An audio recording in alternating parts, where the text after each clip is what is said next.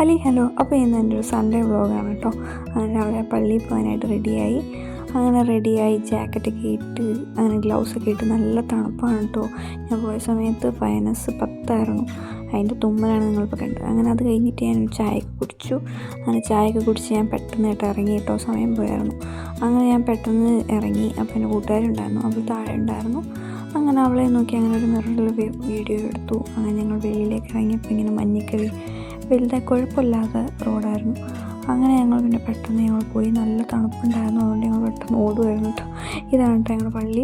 അങ്ങനെ ഞങ്ങൾ ഈ പള്ളിയിൽ പോയി. അങ്ങനെ പള്ളിയിൽ കയറി. അങ്ങനെ അവിടെ ചെന്നപ്പോഴും വലിയ ആളൊന്നുമില്ലായിരുന്നു. എന്നത്തെയും പോലെ ആൾ കുറവായിരുന്നു.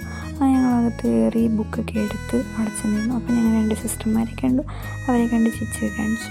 അത് കഴിഞ്ഞ് ഞങ്ങൾ കുർബാന ഇറങ്ങിയിട്ടുള്ള രീതിയാണ് കേട്ടോ ഇത്. അങ്ങനെ ഞങ്ങൾ നേരെ വീട്ടിലേക്ക് പോയി.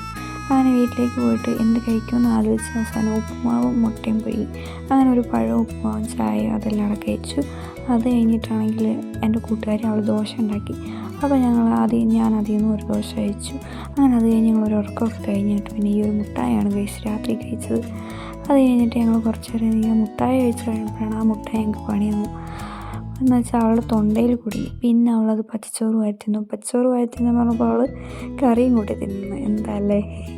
അങ്ങനെ അതൊക്കെ കഴിച്ചു. പിന്നെ പുള്ളിക്ക് റെഡി ആയെന്ന് തോന്നുന്നു എന്നെനിക്ക് തോന്നി. പക്ഷേ പുള്ളി പറയുന്നു അവൾക്ക് പോയിട്ടില്ല എന്ന്. അങ്ങനെ കുറേ തന്ത്രപ്പാടിനൊടുവിൽ അവൾ കുറേ ചോറ് വാഴ്ത്തുന്നു. അങ്ങനെ അത് കഴിഞ്ഞ് ഞങ്ങൾ കുറച്ച് നേരം ഇരുന്ന് പഠിച്ചു. ഇന്നത്തേക്ക് ഇത്രയേ ഉള്ളൂ.